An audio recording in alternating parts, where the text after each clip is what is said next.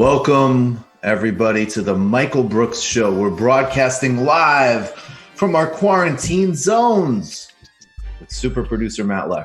Hello, folks. How you doing, Matt? I'm doing good. Long day, but I have a lot of energy for some reason today, which has not been my story this whole pandemic. So we'll see how that lasts tonight. Well, the sun is still coming out. High energy show with the always high energy theoretician and economist, David Griscom. How's it going, man? Going pretty well. On this week's program, very excited. I'm having my buddies, Wosny, Lambre, Big Woz, and Nando, Vila. We do a show called Woke Bros together. And the Woke Bros are here on TMBS. We're talking more about this attempted coup in Venezuela, what that says about the Roman decay of the American empire, more Last Dance reactions, oligarchs and sports teams, oligarchs and everything. We're talking about that. Plus, we will all react and enjoy the one moment when Stacey Abrams realized she's not going to be Joe Biden's vice president. It's very funny. It's very, very funny. All that plus a mini illicit history of permanent normalized trade relations with China. The vote in 2000 that paved the way for China's membership in the World Trade Organization, and how the politics and the economics of that moment set the stage for the world we're in today. We've got a gem with David Griscom, of course, in the postgame. Daniel Bessner joins us for a new postgame segment we're doing with him. We're switching up the postgames. Don't worry, Ben Burgess will be back next week. But on this one, we're talking with Daniel Bessner about the CIA in a new reading group segment. Joshua Kahn will be here, and then he will also switch out next week for a music history and more. We're talking about Doctors Without Borders deploying to the Navajo Nation. And let's not forget Mike Flynn's role with Turkey amidst all the drama. Donald Trump and Corona, something we actually need to analyze. Bolivia coup government causing a catastrophe with Corona and subverting, of course, a democratic process. It's a coup government. Liz Plank, not good take on history.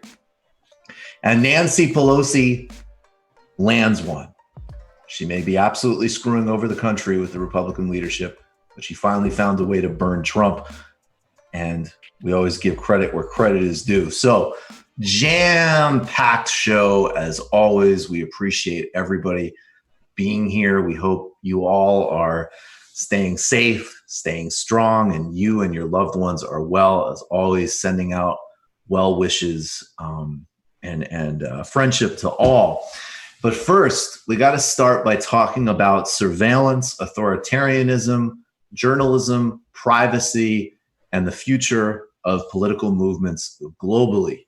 And I'm talking about specifically, can we chart a third way with surveillance between a platform capitalism that comes from Silicon Valley, whose deep roots in military research, in the military and deep nexus with the military industrial complex, forms how these companies and how this industry operates today with regards to our privacy, with regards to our national security policies, and with regards to other major areas of life. And a Chinese system that is pioneering new deployments and new ways of surveilling, controlling, and monitoring.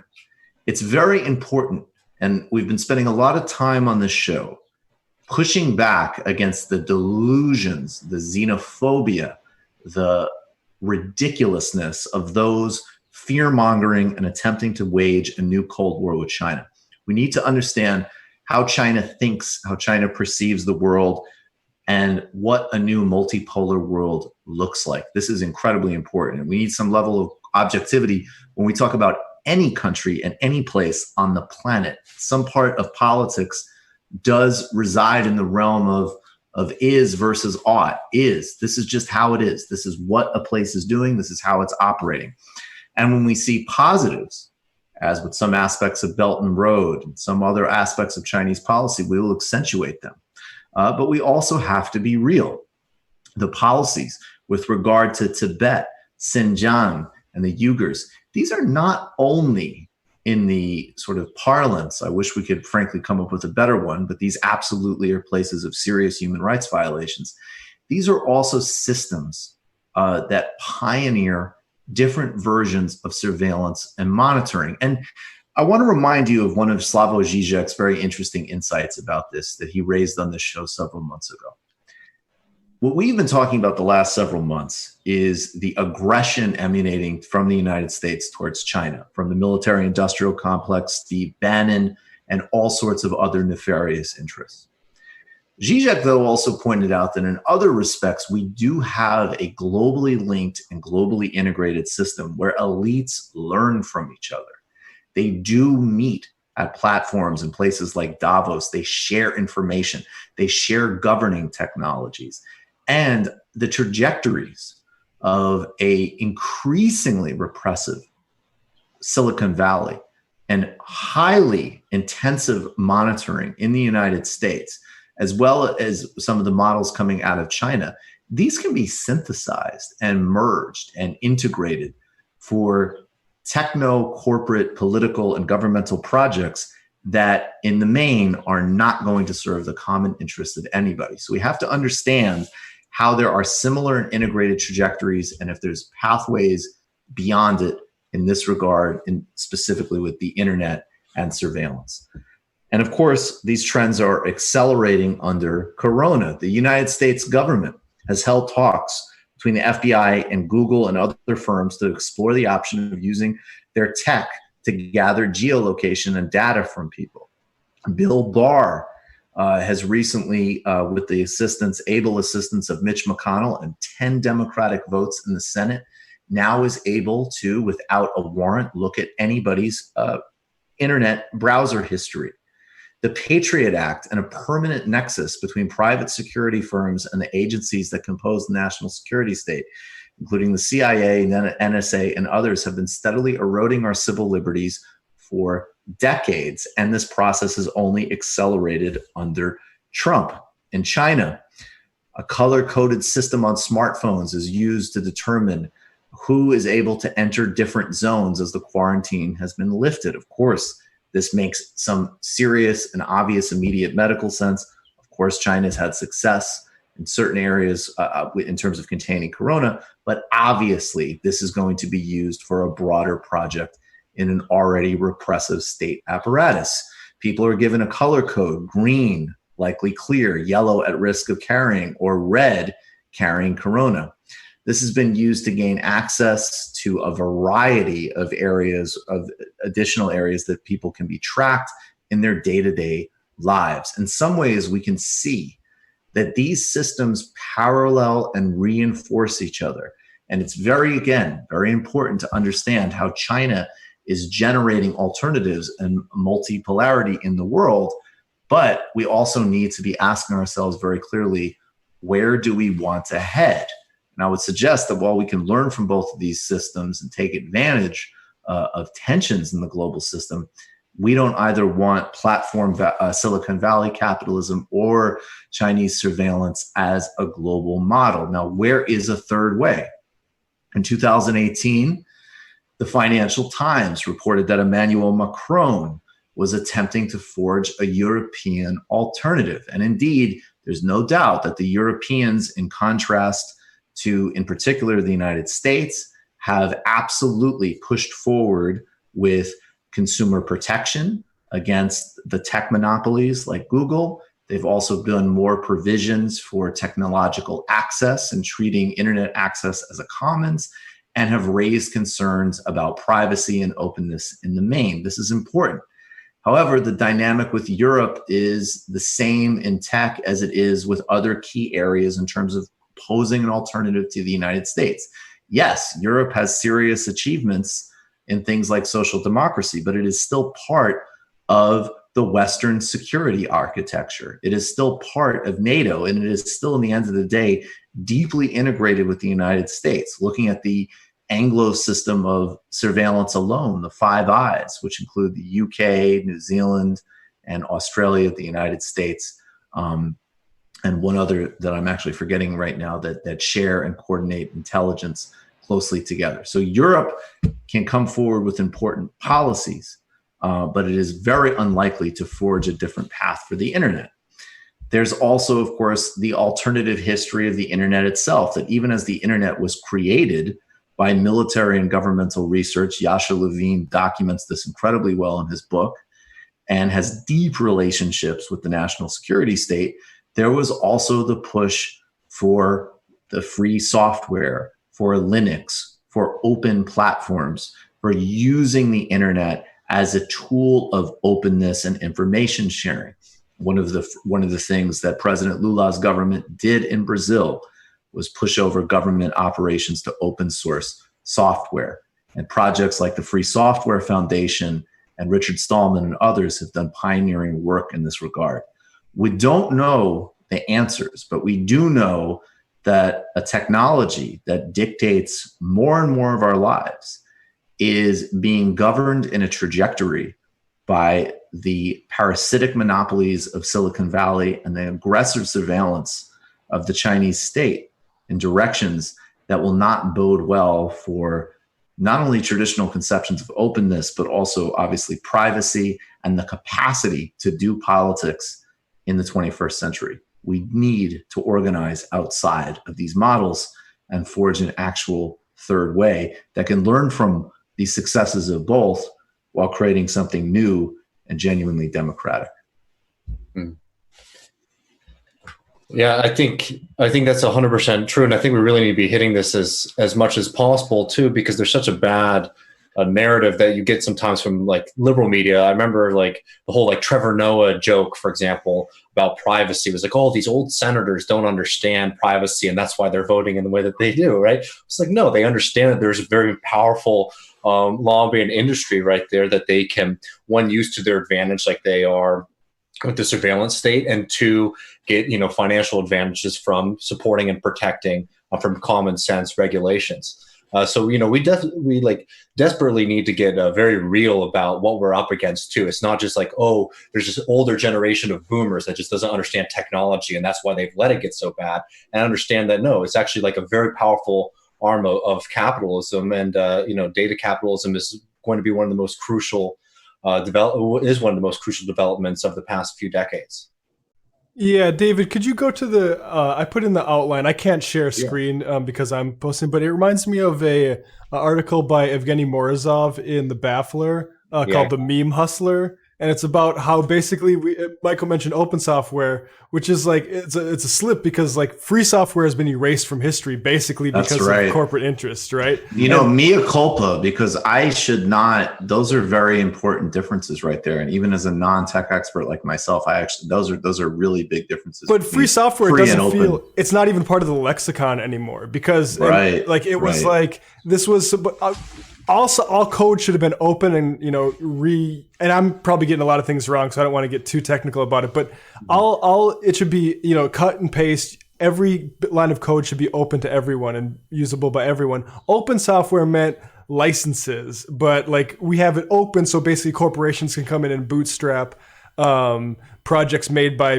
people that they're not really paying payroll to. Right. And also, and the difference between like an open platform that everybody can use versus is the actual architecture open for people to refine and improve the technology in an open and democratic way. I mean, these things have been completely erased from the history. There's no doubt about it. And also, it's especially again with regard to the fear mongering with China. Of course, Chinese companies are connected deeply with Chinese national security policy. Guess where else that's true? In the United States. And, this is nothing. I mean, all one need do is go back to 2012 and just, again, read the Snowden revelations. And of course, the scale of NSA surveillance and how easy the FISA courts were And that process, again, is ongoing. And some of the new things that have come through in the last couple of weeks with the Trump administration should terrify you. But even, in addition to that, you have to look at that and say, why was the NSA aggressively spying on Petrobras, as an example? And how does that, as part of the same program, have potential overlaps with phone companies giving away people's data? What is the role of private security contractors, which are subcontracted out across all of these areas? Outsourcing privatization and public-private partnerships, wasn't just for the parts of the economy that these people took less seriously. It was an ideology that goes to the heart of the most sensitive areas of government. Mm-hmm. Yeah, I think so too. Yeah, so we'll do, and I think I'm really glad you brought up. I hope we can have Yevgeny Morozov on some point. He's a good, big fan of Yevgeny Morozov. He's definitely somebody, everybody should read his myth busting about Silicon Valley and techno optimism, and he's a great thinker. Yeah, he's really good. He's a really, really good. Especially when this stuff has gotten more fashionable, but when he was putting this stuff out in 2012, 2014, even, the delusion and optimism about Silicon Valley and the arrogance. The idea of, the Egyptians didn't have an uprising that involved students and labor and religious people and this dynamic. No. They had Facebook. Yeah, Twitter. They had Twitter. Done. Mm-hmm. That was how the Western press covered 2011. Mm-hmm. Period. Yeah, it's actually amazing to think about how off base that it was. I know. Good thing we're totally on base now. Now we've we're really in good shape now. All right, so let's talk about why people should become patrons, and then we will get to the woke bros. Let's start actually with illicit histories, because these are really fun, and these are the types of projects that we've been able to expand out as the show has grown. And as I keep saying, we're well in development of a book that we're going to self-publish, which I'm really excited about. In another couple of weeks at tmbs.fm, we're going to have a whole new store ready. So more shirts, more hoodies, you'll get another chance, but also stuff like pins and stickers and a whole bunch of other kind of items like that. These illicit history documentaries, the latest of which is on Thomas Sankara with history and narration by the great Milton Alamati, is still behind the paywall. And if you have the capacity at $21 or above, you can become an illicit history doc producer. We've taken people's suggestions on subjects they want. They get the documentaries first, and then we unlock all of them into a playlist on YouTube, which you should definitely watch because this content's really great. We're going to just play a minute of the history of the implosion of neoliberalism that we did with Mark Blythe, which you can watch now. This is on our illicit history playlist on YouTube, so watch it if you haven't yet. We'll play about a minute or so of it and then talk more. War is over. The grim certitude of the contest with communism has been replaced by the exuberant uncertainty of international economic competition. And the great question of this day is how to ensure security for our people at a time when change is the only constant. Make no mistake, the global economy, with all of its promise and perils, is now the central fact of life for hardworking Americans. It has enriched the lives of millions of Americans, but for too many, those same winds of change have worn away at the basis of their security. For 2 decades, most people have worked harder for less. Seemingly secure jobs have been lost.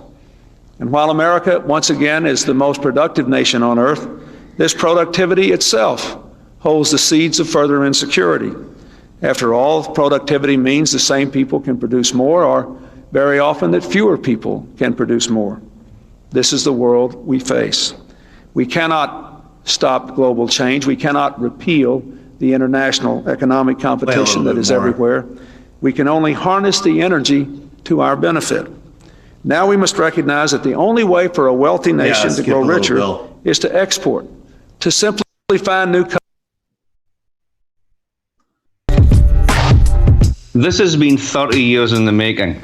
This has been a long time coming, and it ain't going anywhere soon. Reducing the deficit will require difficult and unpleasant decisions. We must face a time of national austerity. Hard choices are necessary.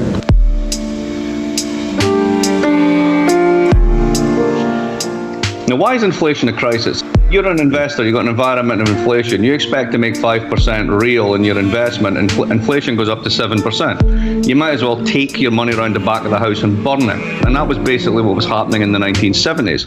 Also, by the 1970s, Labour's share of national income had never been higher. And it was effectively costless to move from job to job, which meant that capital lost the ability to discipline Labour, hence why Labour strikes were up and all the rest of it right across the world.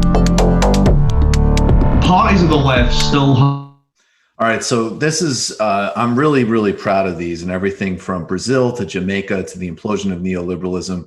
We're giving you these deep historical dives. Now, as an $8 a month patron, as a Brooksy, you get these Sunday episodes, which are the audio version of that, except much longer. And again, there's a catalog now of hundreds and hundreds of deep dives on Turkey, on Iran, on the history of different economic moments, on thinkers, including the great C.L.R. James.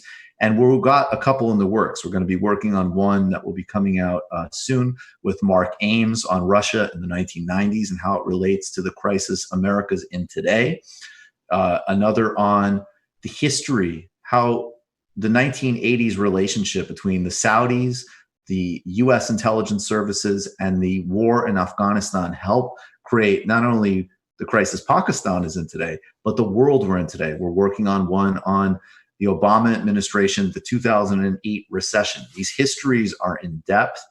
They're usually conversations with an expert that include audio archival clips.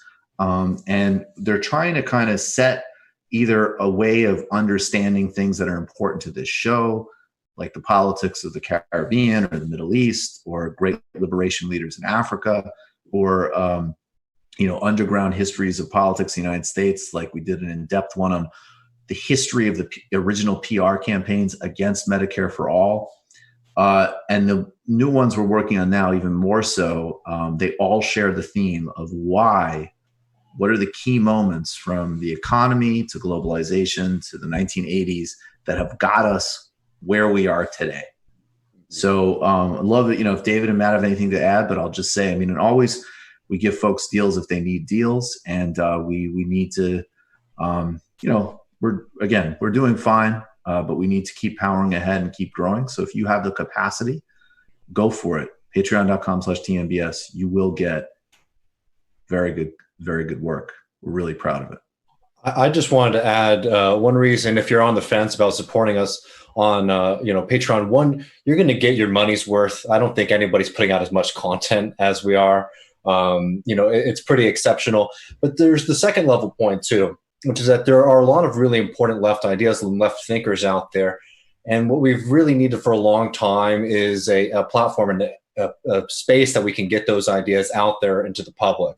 And a lot of the kind of legacy media, it's not as effective at getting those ideas out there. And YouTube is great because we're able to reach so many people, but the way that YouTube works as well, it's not going to, want to support like long conversations on Lacan or deep dives into neoliberalism, right? So having this Patreon support really allows us to be independent and to get the ideas that are very important for the left to continue to grow out there. So it's a great deal for what you're getting, and it's also an important thing too to continue and build our left understanding and our left politics going forward. Absolutely. Yeah, there's a reason people like Zizek keep coming back, and Adolf Reed gives us an hour of his time. And I think of what politicized me like 10 or so years ago, like in terms of actual leftism, was going online and watching long conversations, basically, like whether it's YouTube or C-SPAN.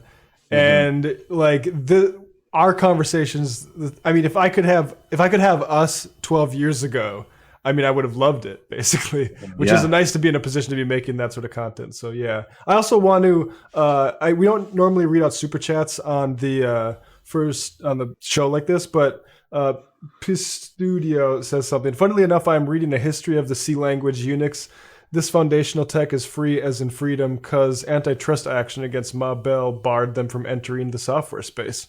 Interesting. So yeah, we got it. And this is actually, we're already cultivating another illicit history here. You can go right back, which we're going to work on. You can go back to the beginning. We did a 2-parter on the relationship between fascism and Silicon Valley with Corey Pine.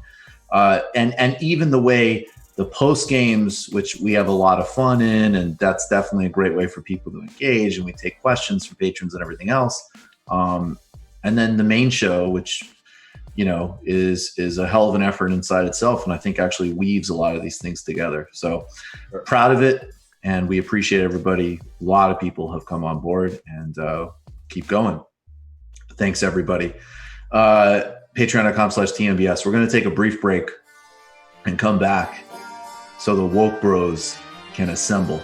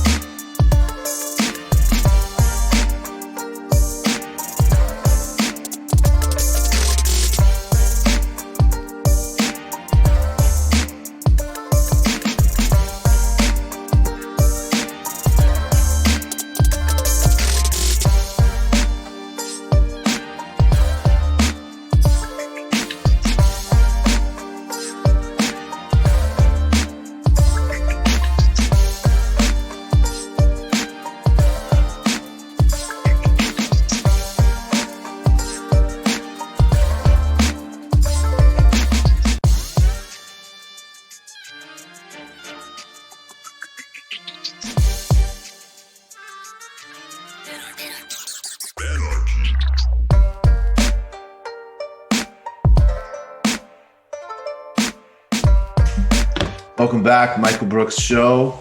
And if you're listening to this, you might be listening to this on the Bomb feed, which you should subscribe to on iTunes. This is Woke Bros, which is a weekly show that I do with my great and dear friends, Wosny Lambre, Big Woz, who you're very familiar with, Nando Vila, who you should be familiar with as well. I do the show with these two gentlemen, and we decided this week we would assemble as one on TMBS. I'm actually shocked we haven't done this before. How you guys doing? Doing great, man. This is exciting to be amazing on the big show. Yeah, you guys got called up to the main show. Varsity. Like it's like when you got called up to varsity, you know, when the guy got injured and you're like the best player on JV, but you know, you get called up to varsity. Or like Mike, who left basketball, played AA baseball, and what is inevitably headed to the major leagues, or at least that's what the documentary would have us all believe, that he was destined for stardom in baseball if the lockout didn't happen. Let's just get to, you know, I was going to wait, but fine. Let's just talk about it. We've already talked about it.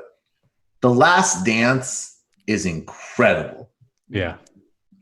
I agree. Nuts how good that is. Well, you know what?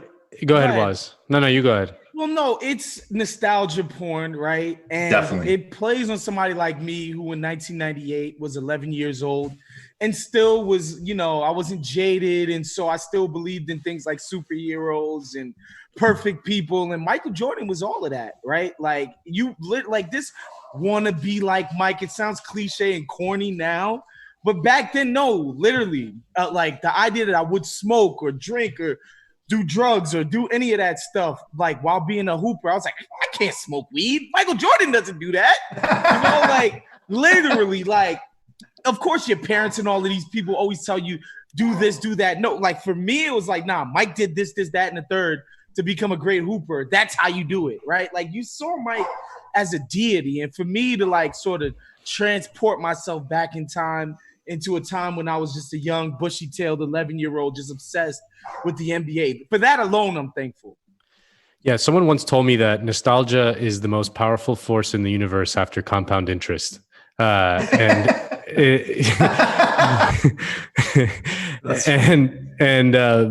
this was like a nostalgia shot of heroin into your veins. Like it was amazing. And the whole time, the thing that I couldn't stop thinking about while watching it was how the 90s were such a time where there was much more of a monoculture, like the internet really shattered kind of the idea of a monoculture. Yeah. But this event, The Last Dance, as a media event in the middle of the pandemic has felt in a way like one of those rare unifying things. Like everyone has watched it. It dominates the conversation for weeks. Like it kind of brings back that phenomenon of the water cooler. The next day at work, everyone is talking about whatever happened the previous night on television, right? Which has and a positive monoculture too. Like in terms of that, it's exciting and it's great to watch and it's making people get re-engage with a lot of different things. But you know what I actually remembered, because I watched the Bulls when I was a kid too. We're all about the same age. And I played basketball and I was pretty good. And I remember, and I don't think that was like my main, like I probably had more like tennis fantasies or whatever, but anytime during the NBA or college season, I had the fantasy of whatever sport was on at the time, whether it was baseball or basketball or whatever. And I think even at that age, you already, you're like, yeah, that's like, I'm not going to be Michael Jordan. Right? I'm not a crazy child. But I remembered, and I got this real wave of nostalgia because even though I follow Steve Kerr, watching him coach the Warriors, I remembered, I swear, and it really hit me Sunday night with the latest one. I was like, Steve Kerr was who I was watching because I was like, there's my plausible path. Yeah, he's the white guy. I was like, I could be that dude. He's lanky. He's got a good jump shot. Also, man, and that's the thing about the doc too, is that But that's how powerful it is, though, that anybody could find. Even with I love that Steve Kerr admitted that his idol was John Paxson, the other white guy. That was like an incredible moment. Steve Kerr tells the story, and I think it informs his coaching style. Like he talks about what it's like to be a role player. He talks about like not thinking he was ever going to the NBA literally until he got there. And that informs sort of his worldview. But like he's always been kind of realistic about the kind of player that he was or the kind of player that he could be. Like he was like, I'm not going to even be a John Stockton. Not to say even like that, because John Stockton's clearly one of the greatest players of all time and all of this stuff. But Steve Kerr's self-awareness shown through. And the story that they told about his dad out in Lebanon, basically, died for this shit, this American shit, like literally died for it. And they didn't talk about it in the documentary either, but his grandfather did missionary work in the Middle East as well, like saved a bunch of Armenians during the genocide and all of that. Like Steve Kerr comes from a crazy family, right? And you don't think about him as such. You think about him as this Southern California surfer dude. And he's got so much depth and all of that. I don't know. I just loved seeing all of this stuff. And I love that footage. Can I just say that footage of Michael, who, and as Steve Kerr said, he's like, Michael's aware of the cameras at all times. He's constantly, so he's there at the timeout, Yeah, that was a an Gatorade incredible cup moment. in his mouth, and he's like got the cup in his mouth. He's like, I'm gonna find you, Steve. Like, and Steve Kerr's like, I'll be ready. Yes, I'll be ready. I'm there. Just like an eager, yeah. Like that's like a common thing these days, so like earnest. covering your mouth. Like he's like, yeah, Mike, yeah, you give me the call. Put me in, coach. Oh no, it's deeper than that. It's like, wait a second, like Mike, trust me for the jumper. The other thing that I noticed in the last 2 episodes that like really hit home, because this was like a thing that used to get talked about a lot, was the basketball was like a game for black people, but everyone in the crowd was white, and like the footage of the crowd in Indiana and in Utah, every single person is white going, you motherfuckers. Fuck you. In a lot of ways, man, in this doc, because of the length of it, because of the way so many people were attracted to it in culture, gets compared to the OJ doc. And obviously this is much different, right? Like OJ didn't executive produce the OJ doc. You understand? So OJ, he was delusional enough. Actually, at the end of watching that doc, I'm like, OJ would produce that same doc. Yeah. or he would produce, now let's find the real killers doc. You know what I'm saying? Like, Dad, now you've been educated on racism. Let's find out who really did it. But I just think it's cool that this doc, even though it's not as explicitly political, racial as the OJ doc was, which is like, the premise is like, if you dive headfirst into Uncle Tomery, you might become a mass murderer, right? Like that's literally the premise. That's the best description of that documentary I've ever heard. That's the log line. That's the best log line I've ever heard. If you embrace Uncle Tomery, like you might become a killer, like straight up and down. But like that's what I think is cool about the MJ thing, is that race and American culture and politics is sort of the subtext of all of it, right? Like you guys are like, they're not talking about the crowd in Indiana, but basketball is such like, it's so visceral. It's like, God damn, this is crazy. So like I was struck by that Indiana shit, and Mike's kids finally coming on the dock to say that their mom told them, you're not going to Utah. Right. Y'all black asses ain't going to Utah. No. And then Obama at the end comes out and was like, well, let me be clear. MJ made it okay to be black around the world as an American. And that's his legacy, But I mean, Obama, the thing that strikes me is that if you go back to that 2008 Obama campaign as an advertising project, I mean, they actually got one of the Bulls' main announcers, I think, for either Chicago radio or in stadium, but like a local institution, the same guy who'd bring the Bulls out. They got him to cut a similar version for Obama. They used the Bulls entrance music for Obama. And again, I think, and I actually think that model of, because it is a black man, it is a direct confrontation just because of literally what it is against a certain type of racism and a certain type of exclusion and a redefining of what quote unquote mainstream is. But I think, Obama flows from Jordan in the sense that the visual is it. No like question. There isn't like, it's just like, right. And, and here I am. And, right down in the first the advertising is, the first episode that Barry shows up and he's like, yo, man, like you could be the shit as long as you don't rock the boat. Like he literally gives the game away. Like he says the quiet part loud. Like, when we all remember his campaign in 2007 and 2008, where he literally would not acknowledge that he was black.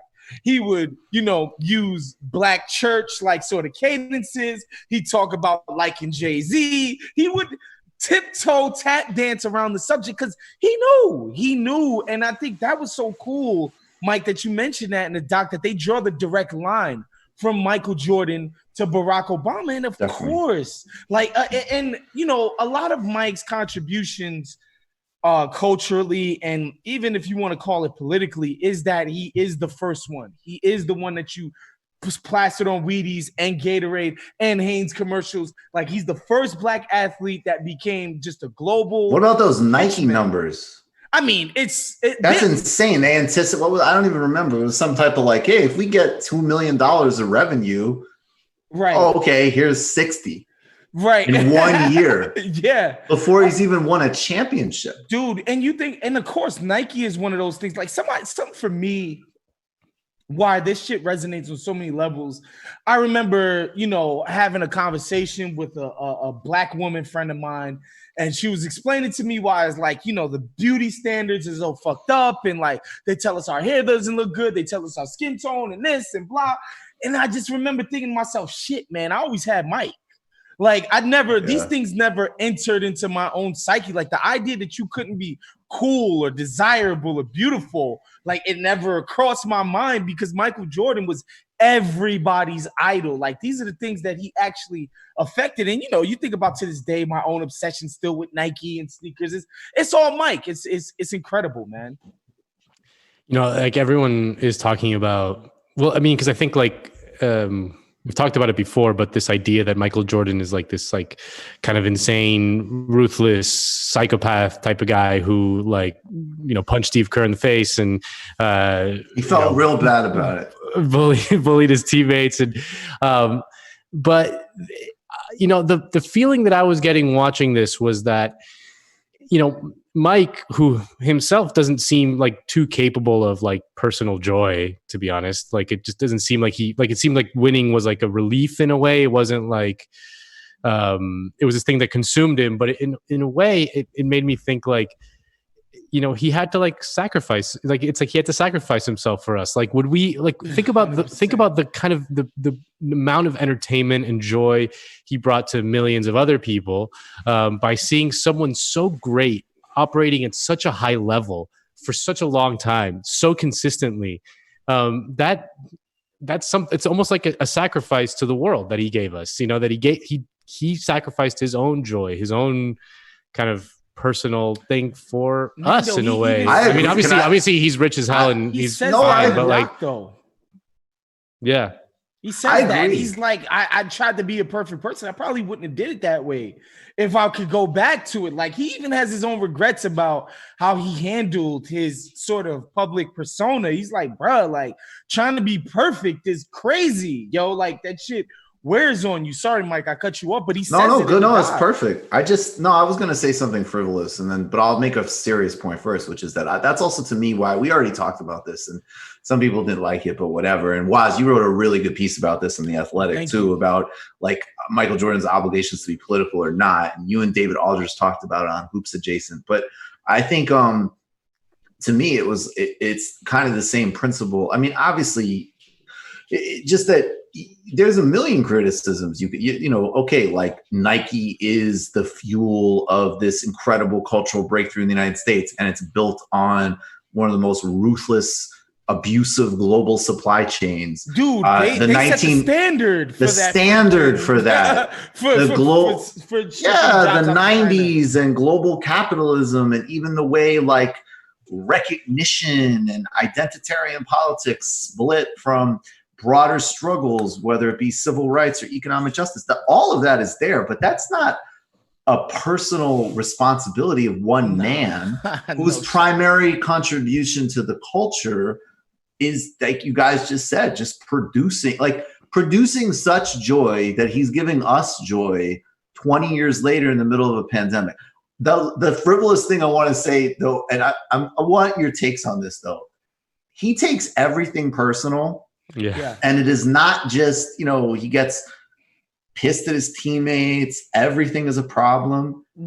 And then it's hysterical because he's super easy on Dennis Rodman. He's just like, yeah, I guess he just wanted to get paid to go wrestle. Like, I love that everything is a problem except for Dennis. Those things fit. Those things fit for me perfectly. Where it's like Jordan had to understand what you were fully, and then if he did, and he trusted you on that front, I don't think he cared about like the sort of showy displays of effort so much as just him knowing in somewhere big. Yeah.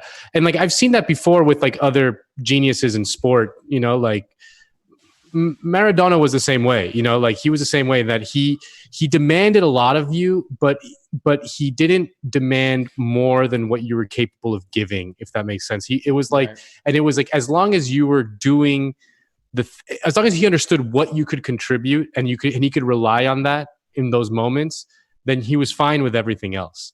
You know what I mean? It's like they understand the sport at such a high level. Like Jordan was probably working out computations in his head that like for us we're just incapable. Like he's like, Luke Longley is like 3 inches to the left, and you know Steve Kerr's out on the wing and Rodman's right here, like, and he can, like, in his mind he can see all the permutations of that, and as long as you don't fuck up that permutation, he's fine with all your other bullshit. Yeah, and you see it throughout the documentary, like, and you know, the stuff about Jordan and his teammates has been part of NBA and Jordan folklore for so long. Like, this stuff is not new to anybody who's really followed him. The stuff about punching Steve Kerr in the face, which they both acknowledged, Mike sort of liked him more afterwards, that Steve Kerr stood up to him and they had the fight, and it became, all right, this dude's not a punk. I actually messed with him. Bill Cartwright, they tell this famous story of Bill Cartwright when he first gets traded over there for Charles Oakley, and he sees Mike doing all the crazy shit, and Bill says, "You try that with me, I'm gonna punch you in your face." And it never happens. You know what I'm saying? Like, you Bill know, Cartwright's like, bigger than Steve Kerr. Yeah. So there are these examples of this understanding. But Mike, you touched on something that I wanted to talk to you guys about, and I think it speaks to something deeper within the public. My man Pablo Torre did, I think he was doing the Sports Reporters in on his parting shot. He talked about how people are making a tick of Mike's into a feature. Like this idea that like you can't possibly call your teammates bitches and hoes and not win 6 championships in 6 tries. And Pablo's just like, nah, like I think you can win 6 championships in 6 tries and not call your teammates bitches and hoes, right? Yeah. And whatever. Like that didn't seem that crazy to me.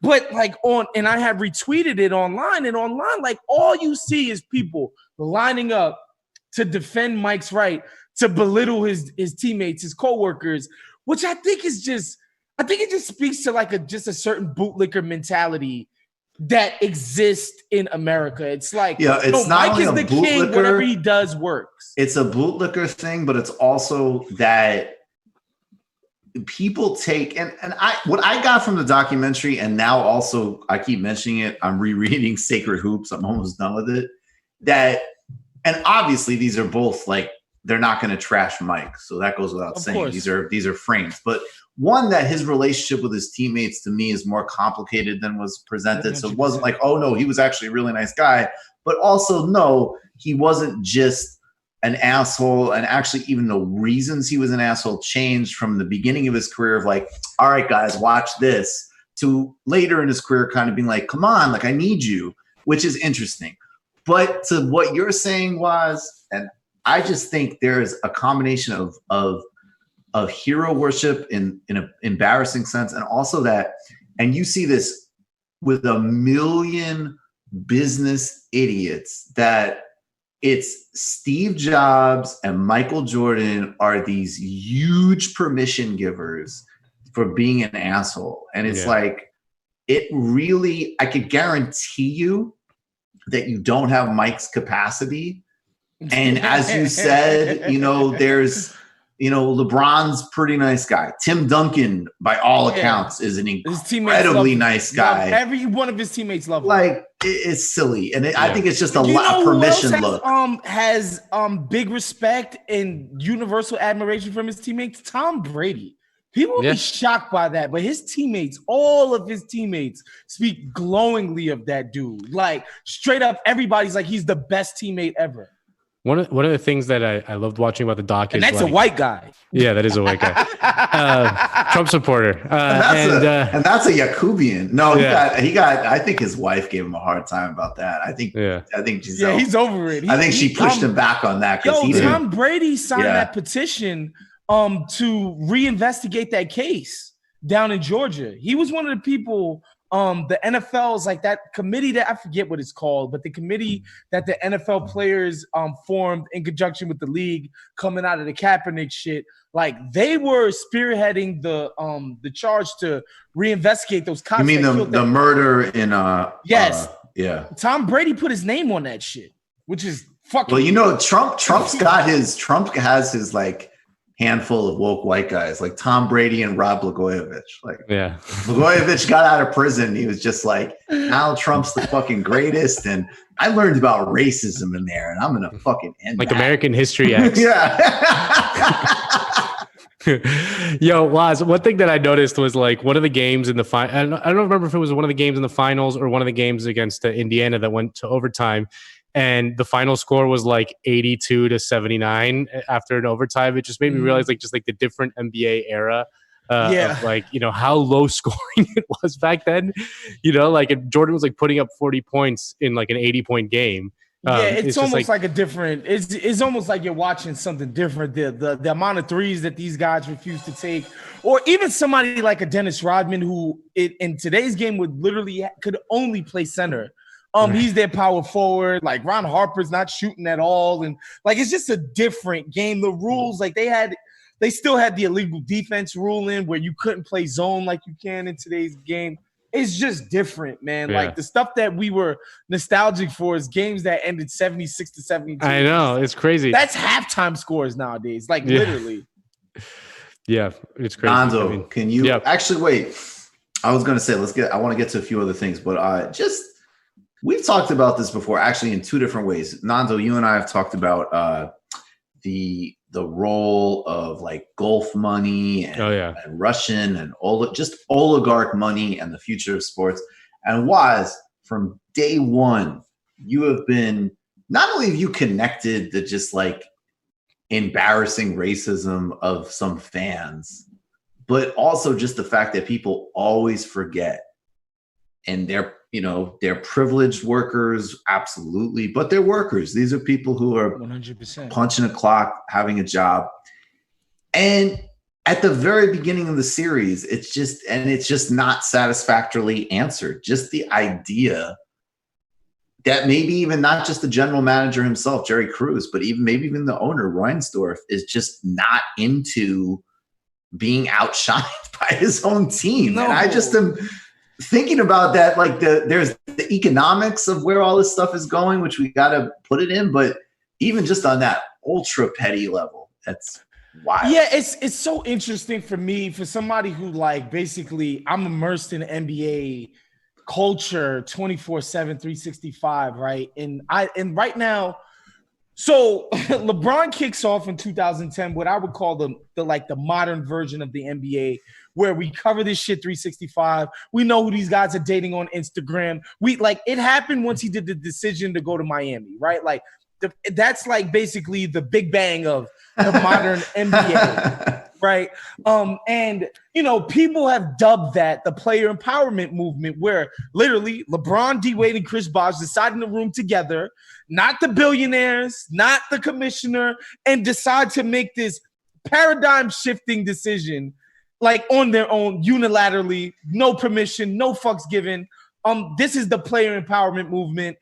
These are the players basically understanding what their influence is and wielding it unabashedly. And at the time, I remember it. Well, first it was panned, and then sports reporters were smart enough to look closely at the people who were panning it and saying, hold on, maybe this is actually cool, right? And it got praised, and then we've come around now 10 years later to an idea of like, maybe the fans don't like this shit. Maybe like it is true that the players in the NBA are way more powerful than their counterparts in the MLB or the NFL or even like, big time soccer out in Europe. But maybe we shouldn't highlight it because, the optics of the NBA being what it is, like maybe we don't like the idea that players are running the show. And then I watched this doc, and Jerry Krause and Jerry Reinsdorf. We want the players running the show. Yeah, okay. Yeah, and like I think it's fascinating. I think it's fascinating that Steve Kerr, who played for Phil Jackson, who like we talked about, like is like this kind of very evolved human being, players coach and stuff. And Steve Kerr, who now is the coach of the Warriors. Do you remember what was when he let the Warriors players coach themselves for a half in a game, and they call their own plays and stuff, and he just kind of sat back. That's a total Phil Jackson thing. But the backlash from the fans to that was insane. It was like, well, the coaches make the decision. Well, and it's like, well, they won the game, first of all. The crazy thing, Nando, it came from the other team's fans. They felt they were showing them up. Right. It was a sign of disrespect that you would let Steph Curry make decisions on a basketball court on his own. Like, was that really that disrespectful? Like, exactly. Those assholes that Steph Curry was. But no, seriously, plays. Mike, though, like it's that was a huge thing. You brought up. It's beautiful what you brought up, because I'm like, Michael Jordan, universally accepted and respected as a basketball deity. Jerry Krause is overruling him. Yeah, overruling. What? And Phil, I mean, and even if you want to go to like the mediating role, like even Phil Jackson. Yep. Like let's be practical, okay? Like people have got their, you know, whether it's the racial dynamics, whether it's just the like, you know, whatever way you resent the players, you want to see them still be coached or whatever. Like Phil Jackson showed up too, and I don't know. That's just wild. That even, and the way Reinsdorf at the end is kind of like, whoa, what do you say? Oh, you want to do it again? It's just like it's also a good reminder to me, because as much as I try to look at the economics of things or whatever, there is just a part of this that's just like, okay, any rational person would break the bank to sign a 1-year re-up on all of these people. You're going to beyond make your money back. The people of the city are going to love you. Like, and then if it does disband the year after that, you're not going to be hated. Like, they could have doubled ticket prices. It just makes every type of sense. But no. Yeah. I don't like that Phil and Mike get the attention. I mean, that's really what it.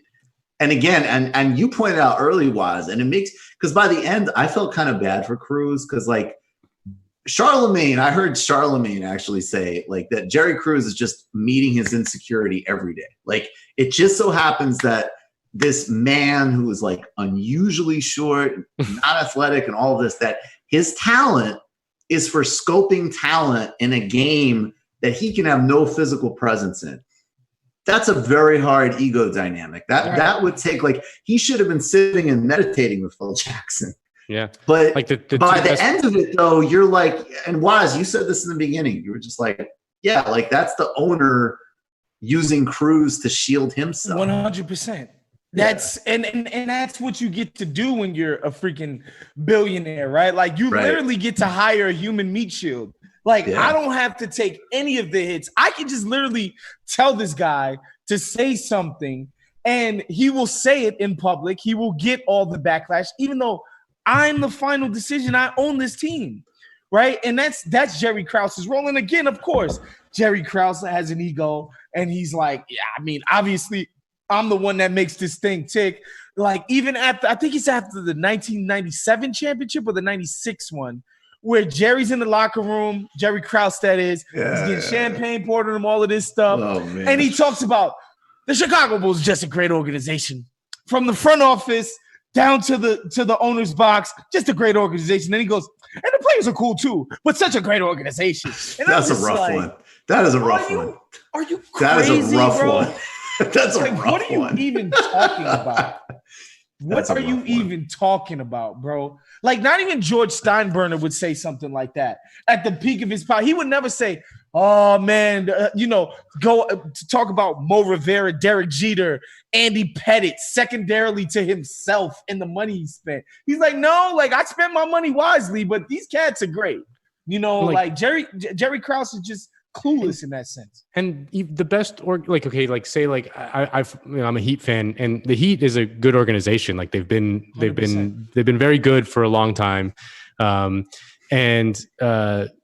Pat Riley understands that they're only as good as like how good their players are. Like, you know what I mean? Like Pat Riley has had he won 15 games one year, when he had awful players. Like the organization means nothing if you don't get the best players. And he always understands that and always goes after the best players that are available. That's the bottom line. You don't win in the front office, like it's just, you need the players on the court. Like I remember, when in the NFL, like there was like this kind of coaches revolution in a sense that like after the West Coast offense and the Niners and stuff, and George Seifert won the Super Bowl with the Niners, and then he went to Carolina to start their franchise, and he went 1-15. You know what I mean? Because he didn't have Joe Montana, and he didn't have a good. He didn't have a good organization. Yeah, exactly. Guys, can we? I want to talk about Venezuela in a minute. No, this is great, but can we just do something that's really petty for a minute? Yeah.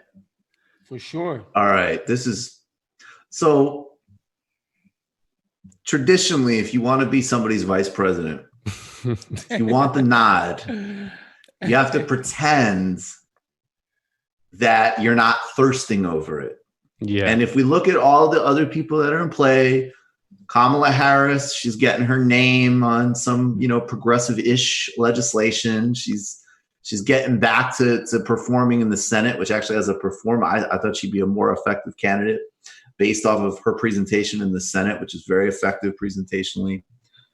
Obviously, we've got the governor of Michigan. On one hand, she's got motherfucking militia freaks threatening her life and everything else. But on the other hand, she's definitely having a media moment.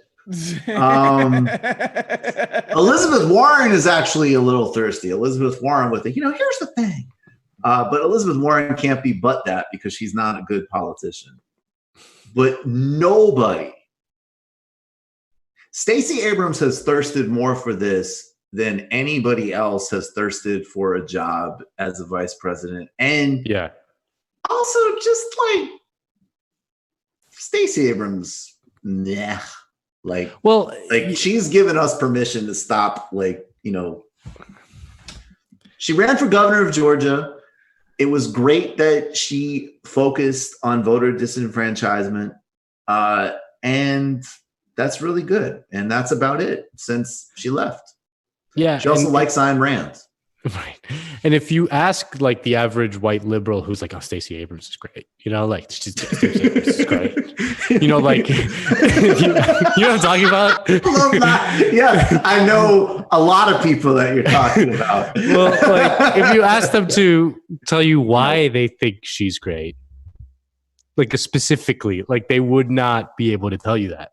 They would tell you. She's just like all her work in wherever she's from. She does. It's the work that she does is great. I love it. It's great. She's great. What about she got some pretty key programs in Georgia? No, I don't. Well, maybe. But the point is just. I mean, yeah, she yes. I mean, it's just a complete substitution of brand identity for a policy set. Anyways, this is funny because this is a collision between ambition and a senile old man. In real time. In this with a question to Joe Biden, because Stacey Abrams is here because Joe Biden invited Stacey Abrams to be here. And so, Mr. Vice President, do you have an announcement to make? Is this an audition? Is there, what is the reason that you decided it's time for me to get on TV with Stacey Abrams? Well, because Stacey Abrams has done more to deal with the fair vote and making sure there is a fair vote than anybody, and she has a great capacity to explain things and to lay out exactly why it's going to be so critically important in this election.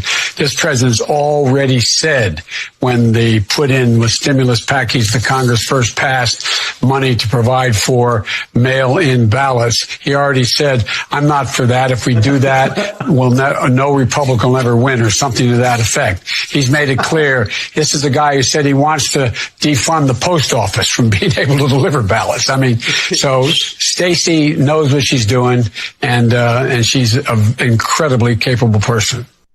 You know what I love about that, honestly, is that actually I made that senile old man crack, which I should, whatever. It's become, I'm not going to do those jokes anymore. They're too cliche at this point. But by Biden 2020 standards, not only is he skipping her, he gave a very cogent answer with very correct. He absolutely is right about the post office. He's on point in the criticisms. And just, I got to say, on one level, I feel a little bad because just on a human level, that level of disappointment you don't like to see in anybody. But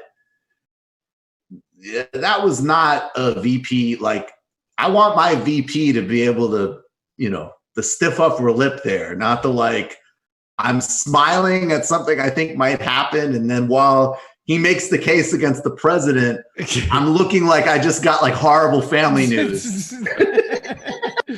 And Lawrence O'Donnell thought he was going to get the big scoop, like Lawrence O'Donnell was like, he's going to announce the VP on my shitty MSNBC show.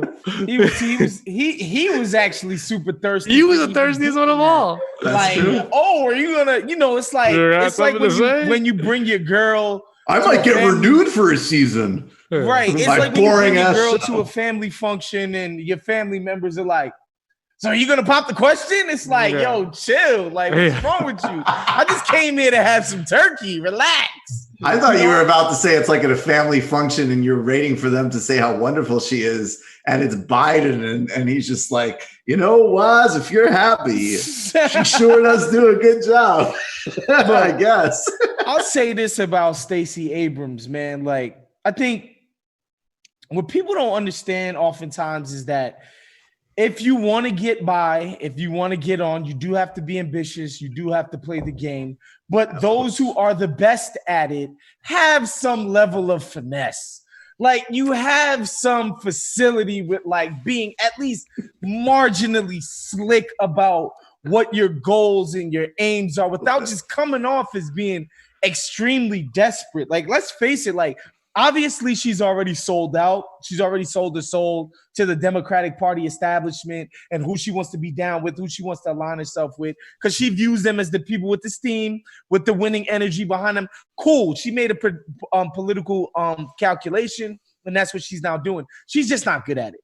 She's just straight up not good at it.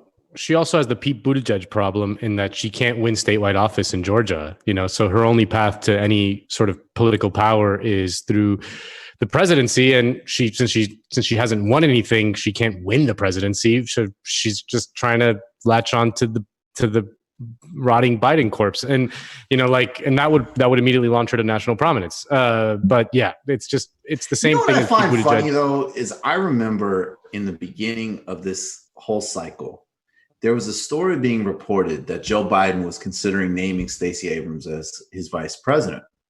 And people rightly pointed out that unless that conversation had been had, that was extremely presumptuous and egotistical of the Biden campaign to speak on behalf of another prominent national figure, in this case, Stacey Abrams.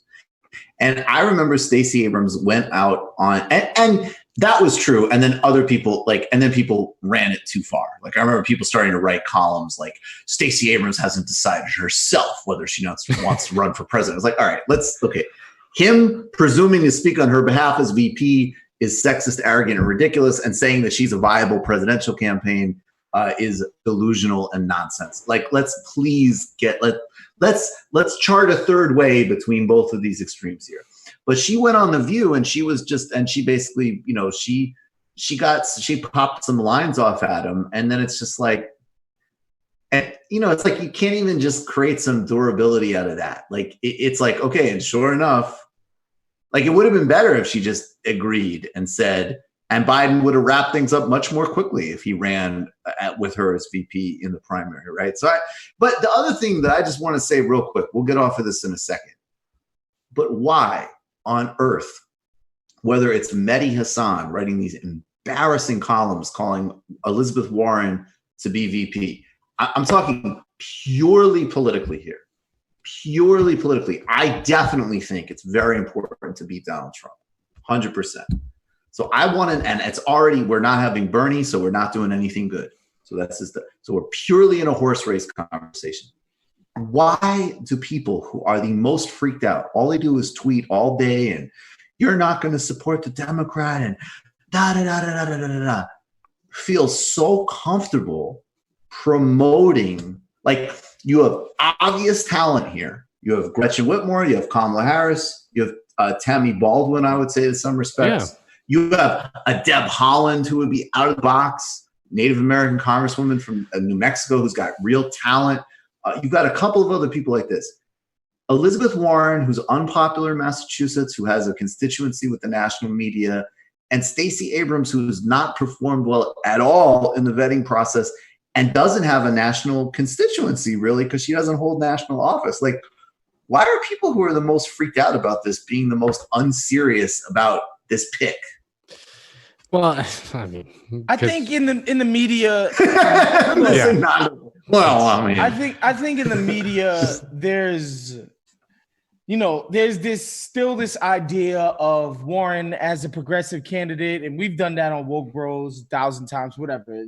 Warren's not a real. I'm talking about her electorally, though. No, but that's what I'm saying. Whether she is or if she isn't, she got blown out the water, electorally in amongst that group of people who the three of us on this call would consider ourselves to be amongst. So she got blown out of the water of every group of people. That's what I'm trying to say. Like this idea. What are we talking about? Like, if we're being strategic, this idea that she's gonna hippify the ticket.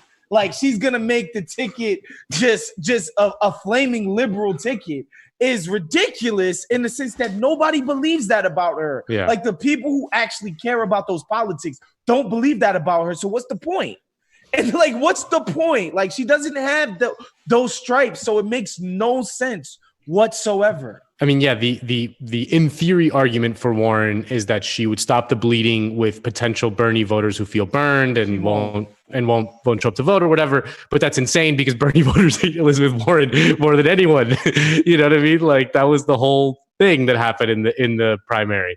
And the thing about vice president is that the vice president pick traditionally has more you basically just have a bunch of downsides, like there's no, they never cause like an electoral groundswell. They might sometimes help in their home state, which I think is a fair calculus to do this time around. Palin caused a different type of swell. Well, yeah, but Palin, I would argue that Palin may have fixation on right-wing women and continue. Right. Right-wing white women. But I think Palin's a good example of someone who probably brought a lot of liabilities to a McCain campaign overall. 100%. But other than that, people don't vote for vice president. People vote for president. And there is this like kind of narrow consideration of whether they can deliver their home state, which is not even guaranteed. Like, Al Gore didn't deliver his didn't win his home state. And then Warren is from Massachusetts. What the hell is she doing? Exactly. So Warren's from Massachusetts, so that doesn't matter. Plus, there's a Republican governor, and we'll replace like her with the Senate. I mean, I've heard some arguments that there's probably a way to get around that shit, but whatever. I'm not even entertaining. It's not. Yeah, it's not even worth it. But like someone like seconds of breath. Yeah, but getting so it seems to me that the obvious thing is to get someone from the Midwest. Like, just do that. Get someone from Michigan. Get someone from. That's the most obvious kind of like 101. Maybe from the Sun Belt. I agree, because that's like the ascendant of Democratic Party. Deb Haaland to me, because actually she like, and to me, I also like that she is progressive-ish, but in a way that people don't have big delusions about. Like, she's just a solid, connected, liberalish Democrat. She'd make history as a Native American woman. Like, I don't know. People so just Tammy Baldwin. I mean, Tammy Baldwin has Tammy Baldwin's an obvious pick. Yeah, progressive credentials, and would have been a good VP for Bernie pick. She was these are two of my. I think Haaland or Baldwin would have been good for Bernie too. Yeah. So yeah, and like Tammy Baldwin, like if Biden like croaks, a month into his administration, like Tammy Baldwin is like. That's a big part. That's someone we can work with. I feel like that's the thing about certain people on the left's fantasies about. Well, Joe is really old and he's a caretaker candidate, and he looks like he's got like 8 months to live. Well, which are all fair characterizations, but like you don't get to be cute that way. Like, you have to be strategic. Like, this dude doesn't have it in the bag. Like, if there's a way to create any sort of advantage by your Veep pick, that's the shit that you go with. Like, I don't want to hear. That's what's driving me crazy is the people who are the most Like, I think you guys and I think we are like in a third position where it's like, look, we're not bullshitting. We're not lying about how disgusting the situation is. But at the same time, we're also not being delusional. Like, yeah, vote tactically. Definitely get Trump out of office. That's obvious. It's necessary. It's smart.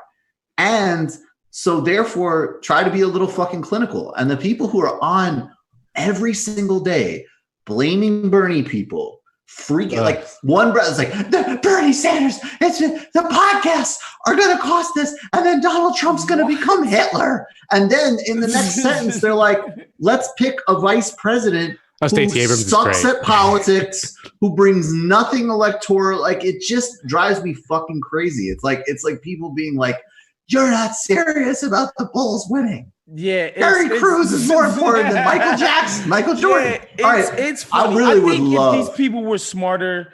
If they were like, I would have more respect if people who consider themselves to be lefties and cared about winning were, because honestly, I hear better conjecture from normies. Like my girl, for instance, is like, she just watched the Michelle Obama doc and was like, you think they would pick Michelle? I'm like, I think that would actually work practically, you know, as far as like getting the right people excited. Honestly, that shit would work. Remains to be seen, but 100% more than the things. I mean, 100%. I mean, Michelle Obama versus Elizabeth Warren. Let's be real. Oh, come on. No, I like, no of question. course, it's a better pick. I mean, that's just a question of whether or not like, at least she wants. No, exactly.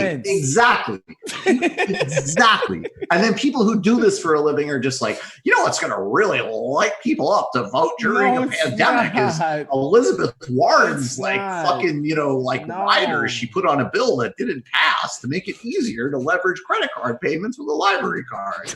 I would love to watch Biden do the same thing to Warren.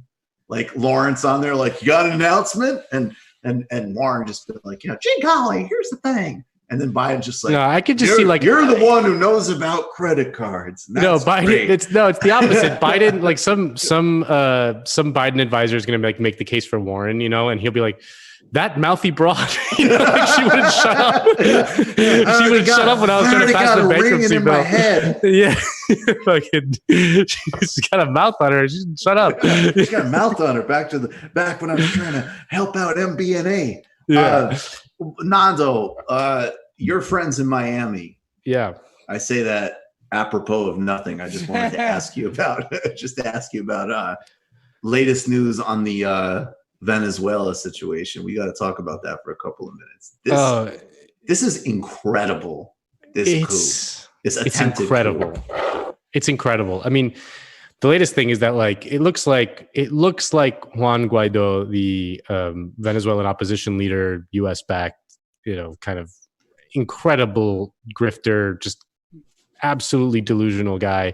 It looks like his U.S. backers are thinking about making a change because like this guy is too dumb to be our guy, you know, like it's just too much. They're recognizing that the front office isn't going to do a coup. You need a solid player. Yeah, like exactly, you know.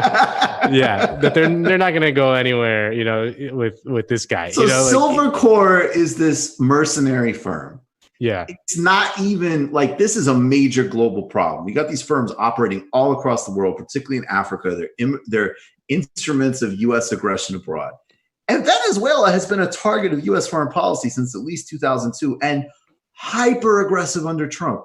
Massive sanctions, trying to use the courts to essentially declare like a bounty on Nicolas Maduro's head. I mean, this is so ruthless, aggressive, pure criminal U.S. empire. And at the same time, by all appearances, and Pompeo is, you know, he's not even really denying a U.S. role, frankly. No. I mean, he's saying stuff like, well, we'll talk about how maybe another time we'll talk about who funded this or whatever. You had this firm, Silvercore, that has been trying to get contracts to guard schools from school shootings in the past, that somehow got, I think it was through a connection with Richard Branson to help do security for one of these the concert on the border. Yeah, these pro-coup concerts at the border. And now these fucking idiots went into Venezuela on fishing boats. Yeah. And I gotta say, like, I won't play this because I don't care. Like, I just don't take pleasure in any, like, you know, of course, this is criminal. This is like contract murder. Obviously, the Venezuelans need to arrest them, protect themselves, whatever. We'll see what happens. But I don't wish ill on anybody. But there's this clip of one of these Silver Corps guys who got arrested.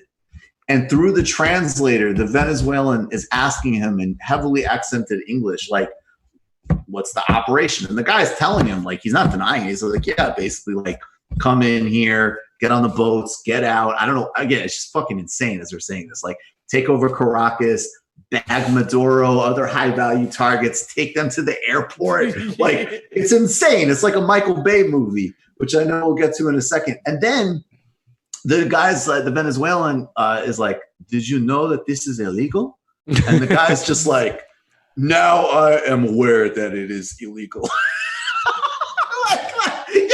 Like, did you know that violating our sovereignty and coming in here to fucking kill our leadership to install some dope that just says he's the president and is recognized by all of the world's imperial interests that want our oil and to get rid of our social achievements, and that to just come here and try to, like, yeah, like, and this dude's just like, yeah, no, now I get it. Guys, we talked about this on Woke Bros.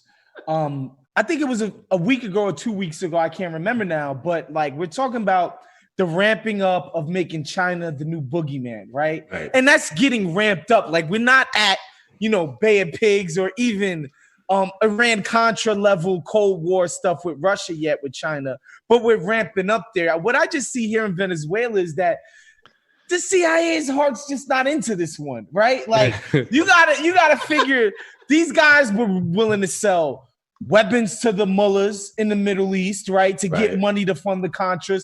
They were willing to run crack to get money to the Contras. Like, that was an operation. Like, these guys had their hearts in it. Like, they were like, no, like, this is life or death for us. Obviously, what's going on in Venezuela, it's like, I don't even know, man. It's like how some people might treat like a hoop game with their little nephew or something. It's like, all right, man, I get it. You just figured out how to make a free throw. You're 6 years old, but I'm not really paying attention to this. Like, they just not into it for real, man. I mean, one of the reasons why they're not into it is because Venezuela is like incredible, much more powerful than a lot of these other countries. Like, they don't realize people don't realize, like, just the Venezuelan military is like very large and the country is very well armed. And it's not like something that, it's not like some flimsy regime that you can just topple in 2 seconds. Like, they are incredibly. No, if we invaded Venezuela, that could be like the biggest catastrophe that would happen. Oh, it would. Millions of people would die. But also, people need to think about the other thing too. That, like, you know, that's like, what is the lesson of that? Like, I think we all would prefer the Lula approach. But then he got out. He got thrown in jail. And then the Venezuelan, the people are, oh, like, this Venezuelan government, you know, strikes deals with the military. Yeah, right. Because that's how they keep from getting deposed. Right. That's why Iran wants a nuclear weapon. That's why anyone's gonna fuck with. You think someone's gonna fucking off the head of their military command like Soleimani, like we did earlier this year, if they had a nuclear weapon? No way. What's the whole world's big lesson, right? Across the board, from North Korea to Libya to Iran. But I don't know. It's ridiculous. And also, we got to talk more about this JJ Rondon guy, who's this Miami-based political consultant who's worked for right-wing campaigns across Latin America, has been accused of all sorts of shit. We'll talk about this. The crazy thing about this Rondon guy, he's the conduit for the deal, right? Talk about it. Well, yes, he's admitted to it, right? He's literally said it. I think that's what's most surprising about all this is that he's just like openly talking about it. Like, he doesn't care, you know, like, he's not even like hiding the fact that he brokered this insane deal. You know, he's talking to the media nonstop. Like, he answers the phone when people call and he talks. Like, it just speaks to the brazenness of this all. Like, they think that this is normal behavior, that they're just like doing something that's worthy and good. It's just, that's how their mentality is. Like, they don't care. But yeah, this guy's like an unbelievably shadowy and dangerous figure who just kind of sits atop his perch in a Miami condo and just takes money from Venezuelan oligarchs who are living in Aventura and Sunny Isles, and uses it to hire psychopaths like this Justin Goudreau guy in Silvercore to maybe depose Nicolas Maduro. Like it's totally insane and brazen the way they're doing it. How are your Venezuelan homies in Miami taking all of this? they all love. I mean, they all like everyone in Miami wants Maduro out like at all costs. Like they don't. That's like they don't think beyond that. You know, like whether it like even if like Trump like sends in troops, like they'll be like, yes, that's a good idea. We should do it. I mean, like I don't like Trump, but you know, we should do that. And what I worry about like this insane kind of hilarious coup attempt is that the U.S. like because there's Americans involved, that the U.S. might do like the Grenada thing and be like, well, we got to get our boys back. You know, we got to get our boys. You know, we can't leave our boys behind. That's really scary, and it's disgusting. Look, Grenada, Panama, those are two of the big U.S. crime. I mean, just gangsterism, particularly Grenada. Yeah, but what's in? I mean, particularly Grenada. That's just pure. That is like, I don't even know what the analogy is for that. Just rampant criminality. But people need to wrap their heads around that Venezuela is not, I mean, everybody I think basically knows it's not Grenada, but it's not Panama. No. It's not even Nicaragua. It's not Nicaragua. It's not, I mean, this would be such a catastrophe. And I think you're right. Like that is the scary part of this. And it's the only part of it, honestly, that even makes any kind of sense if you wanted to give some of these agencies any kind of credit, that this is so stupid and so ridiculous that it makes the Venezuelan government look good and coherent, right? And that the only play here is some type of, you've got our people. I don't know. Like a Casus Belli to get them out. Yeah. You know, it's just, it's crazy. It's a very, you know, it's depressing. No one cares. You know, like we think it like you look at Iran Contra, right? And which you mentioned, and you look back at that time, and the Democratic Party, as like weak and feckless as they always have been, they were like calling congressional hearings to investigate the Reagan administration. John Kerry exposed global CIA, BCCI cocaine trafficking networks, man. How is John Kerry did that? That is literally unimaginable for like Nancy Pelosi to like open an inquiry into this insane thing and see. No, Chuck Schumer would be like, that 2% of each cocaine sale that funds the death squads will go towards a highway refurbishment in Long Island and Nassau County. And that furthermore, if Donald Trump wants to profit from cocaine sales to the Venezuelans, he bar his family from profiting directly. 3 years after he's president, and his immediate family 6 months. Mike, have you ever watched the Talented Mrs. Maisel? No, tell me. Every single character on that show talks exactly like your Chuck Schumer impersonation, and it's fucking fantastic. Marvelous Mrs. Maisel. I'm thinking about the Talented Mr. Ripley. Yes, but it's Marvelous Mrs. Maisel, though. Sorry. The Marvelous Mrs. Maisel. Thank you for the assist. To Gwyneth Paltrow, the Nubian queen. My milk of magnesia.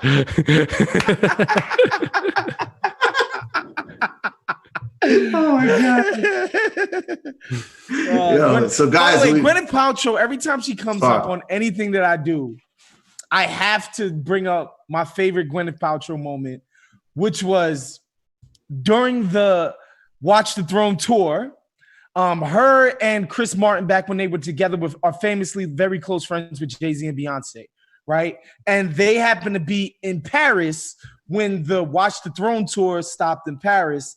And this is around the time that Jay and Kanye were doing this performance art thing where they would perform the freaking song Niggas in Paris like a ridiculous amount of times. Like, whatever, it was their biggest song at the time. It's completely kind of mediocre in retrospect, but whatever. Can I say, do you guys remember how Francois Hollande, when he was running for president, I think in 2012, his campaign, and it was an official video, I think it's been scrubbed, And it's like good, just B-roll politician footage, but it was definitely like, all right, this is like, we're going to mobilize the Paris suburbs with the North African immigrants and young people.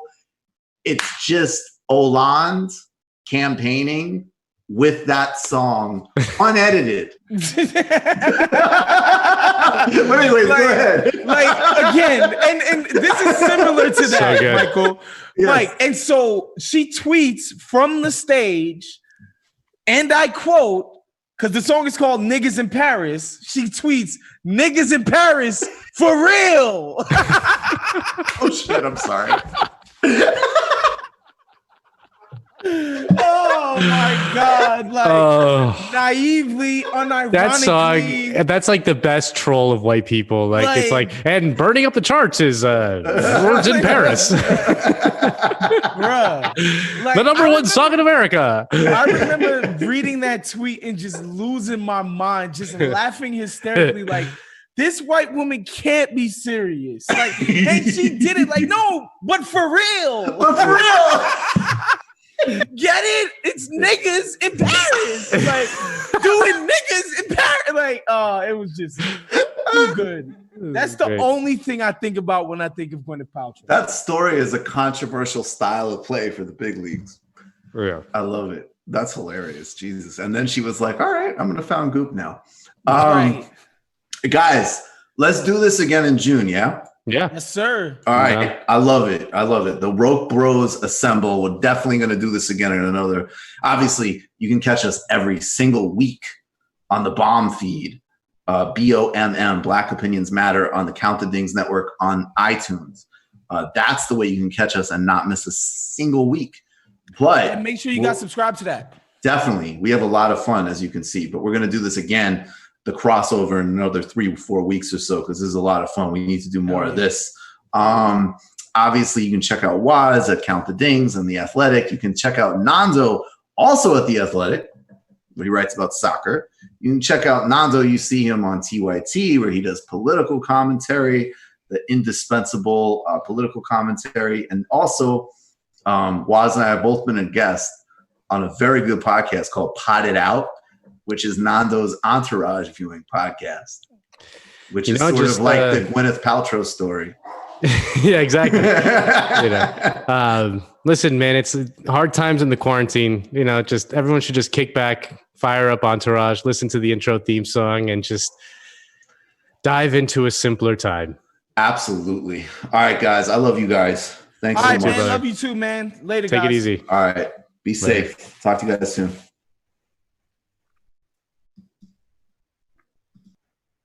You guys there? Yeah. All right, awesome. Here's what we're gonna do. Let's I'm gonna do an illicit mini history of permanent normalized trade relations with China in the post game, guys. You're gonna have to become a patron to catch it, as well as the reading group with Daniel Bessner and some other stories we got to get to, and Joshua Kahn, Russell. But now, I hope you're digesting that. I hope that was a lot of fun for everybody. We're definitely going to do that again in another couple of weeks. And you guys, we should try. I know it looks visually awkward, but you guys should try to jump in on that. Well, I wanted to jump in with that when everyone was praising Tom Brady for a second, because have you seen what he's done recently? Oh, he's selling like a health supplement for he's corona. Selling like a $50 coronavirus cure of multiple. Well, you know me. You know that I'll defend something like that. Too good. I love it. No, I love Tom Brady. I love Tom Brady's woo stuff. They used to, like, Bill Belichick used to have to kick his team doctor out of the locker rooms at the Patriots facility. Because I don't know if you ever watched, like, on cinema, at the cinema, but they're like Dr. Sam. He has like this crazy naturopath doctor. Anyways, Tom Brady had some guy who was like giving people all these supplements and stuff. And Bill Belichick was like, this guy's not a team doctor and he can't just give That's awesome. After the game. Oh, man, I don't know why that cracks me up so much. All right, David, you ready? Yeah, I'm ready. All right, it's gem time, everybody. David Griscom, go. Well, on the other side of that, I mean, like, is there any feeling right now that this coronavirus crisis is over anywhere in the United States? No. No, sir. Well, we are why deep is it in this crisis? Now, one of the one of the largest grocery store chains in the country, Kroger, has now announced that they're going to be cutting their what they called hero pay, which was an extra $2 an hour for workers who are at the front lines of this coronavirus scandal. So not only is Kroger, a corporation that has been doing exceptionally well before the crisis and even more so after the crisis, because primarily that's where the majority of Americans are spending their money right now. Those are for the most part, one of the few viable businesses in the coronavirus pandemic. And on whose labor is that built on? These people who they're cutting their $2 an hour pay. Now, not only is that happening, but this last week, there was this big story, and shout out to Sarah Jaffe at Dissent for covering this, where Kroger was actually sending very threatening letters to workers who had taken sick pay, who might have been ill with coronavirus or whatever, saying that they had accepted, this extra pay and that they were now going to be expected to pay it back. And they had options of, different payment plans they could go into with this massive corporation. And anyways, very frightening and threatening letters that they're sending out to people. Now, as of today, just as we went on, Kroger has now announced that those were sent in error. But obviously, it's not like somebody pressed the button. Just like somebody wrote a whole thing, created a different plan with different payback options. Yeah, there's just this giant error. We pushed the act like a corporation button by accident. Obviously it's because everyone has been, rightfully very frustrated and on social media and across the country, people have been pushing back against them. Now, I want to add, Kroger is not instituting their extra $2 an hour that they have given workers since the beginning of the coronavirus. Instead, they're giving something that they're calling a thank you pay, which is a one-time bonus of $400 for full-time workers and $200 for part-time workers that will be paid in 2 installments over the next month. Right? Don't get too generous. Yeah, exactly. Yes. I mean, as you're cutting people's pay, you're giving them, this kind of, paltry amount compared to people are risking their lives every day in the middle of a pandemic that has been completely unmanaged, that has been accelerated by the federal government, by the Trump administration, and with no public health safety net, no social provision for people to stay at home, which they need to during this time.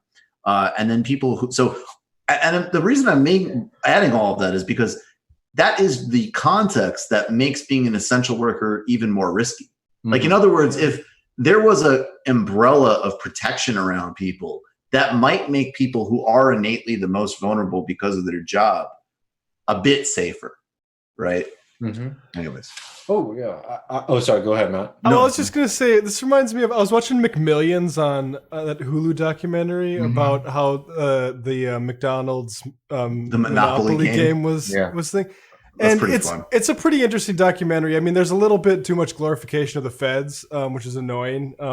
But yes. What it makes me think of is like business and the mafia is kind of the same thing. Because those winners, they weren't actually making that much money, because you realize you get $1 million, but that's over 20 years. And then you get a huge bunch of that as taxes. Then you have to give it to the criminal enterprise. But at the end of it, I'm like, I don't feel bad for the people. I feel bad I think it's a scam basically. And like that, we can only give people $400 and have to space it out over two months. I don't know. Oh yeah, I mean that's the whole point. It is like McMillions, actually. It's totally. Like nothing. Like you get nothing out of it. And the fact that, like, I would just add that something when I was researching for this segment today was, it's really interesting if you type in thank you pay on Kroger, right? You'll get some like real in-depth studies like you saw, in Dissent and in other organizations. But there's the very classic kind of like local news story, right? Where they pretty much just copy and paste from the press release. So instead of it being, hey, Kroger's threatening employees and cutting their extra $2 an hour, it's like, wow, Kroger's giving all of their employees an extra bonus, right? And it's really, there's a whole network of PR shops that help make those stories so, and then that overlaps with the other problem, which is the total gutting of the news industry in this country and monopolization. But I mean, I talked with my buddy Luke Mayville, who's, you know, that great academic and political organizer in Idaho, and when he was working on Medicaid expansion there, and he's just like, you know, think about under-resourced newspapers across the state, and the fact that a Koch brothers operation has paid political operatives across even pretty rural and remote areas. Just in terms of, you know, bandwidth. I mean, what are you going to do? Of course, Kroger can place all sorts of positive PR, and then not even to mention, you go to talk about local news. Well, Sinclair, you know, an extreme far right media monopoly. I need to figure out this mute thing. But anyway, there was a 538 article about how like some landlords, like, you know, most landlords only own like 10 properties or less. And it's like 10 properties, guys. That's a lot. That's a lot of properties. that's a lot. I like that. I like that. That's really interesting, because it's like people are always looking for, and there are examples, but I love how people are always looking for like, no, this is like a retired, you know, old couple, and they own like an extension on their house that they rent. Those people do exist, and I'm willing to put them in a different category. But that's really great to be just like, this person owns multiple properties across a metropolitan area, you know, like many of us. No, it's absolutely delusional. I would just say, like, just to wrap up, or to point out to people, you know, going forward, those, like, obviously, you know, the 3 million workers who work at these grocery stores are crucial and essential. And yes, they need your appreciation, but we also need to be, you know, supporting them, not only in their fights for pay, but their fights for health protection. As you're seeing lots of states now roll back protections. I know, like Kroger, for example, one of the big demands of workers there is in states that don't have a mandatory face mask rule. Like, obviously major cities are saying you have to wear face mask in public, but across the country, local cities and states have not put those, you know, implemented those rules. And in those areas, people are just going into the Kroger or the grocery store or whatever without any kind of face mask, which, you know, exposes those workers. You know, so those are the second demands too on those corporations, to say that, like, you know, you need to make the decision and say that we won't accept anyone coming into the store without face coverings. These workers really need our support right now. We need to be vigilant and standing with them, because they are essential, and they need to be empowered. They need to be appreciated, but they also need to be empowered too. And that's the second level discourse that, like, we need to be promoting, instead of just this kind of like clap for them, right? We need to make sure that they're getting paid, that they have healthcare, that they're not being abused by these massive corporations, oversight or slack, basically. Yeah, semi-related, David. Check the tweet I just put in the gem segment. Okay, just in 1 second. It's kind of a fun video based on workers dealing with people who don't wear masks in. Oh no, I can't. I'll tell you, like, I'm pulling it up right now. All right, here we go. These sort of kill me, though, to be honest. This is funny. All right, here we go. Sorry. What a pampered coward, seriously. Oh my God, what a bloated sack of shit. I hate it. In a free country. Oh, woke up with a free ice cream. Yeah, exactly. And I'm sorry, all of you right-wingers, you know, who promote the free, like, businesses can do whatever they want, right? Shut the hell up. All of a sudden, like, they do whatever they want when they're, you know, slashing people's wages or putting them, you know, exposing them to dangerous toxins or repetitive stresses. We need to amend the Constitution to say businesses can do whatever they want except be cucks. Oh my God. All right. It's great. All right, folks. We're going to go to the post game. Daniel Bessner is going to be with us. We've got a bunch of stories to get to, including a mini illicit history of permanent normalized trade relations with China and the world we are in today. Incredibly. And of course, all of these efforts are supported by you becoming a patron, including the main show. So go to patreon.com/TMBS. Red Emma's is restocked with Against the Web, Cosmopolitan Answer to the New Right. Go order it. Folks are really digging the book. They're really digging the book. Use Red Emma's or go to IndieBound. IndieBound in general too. You know, if you're buying books, and you should be if you can, buy books at independent bookstores and definitely not at Amazon. Thank you guys. Thanks to everybody who makes this possible. We will see you in the post game.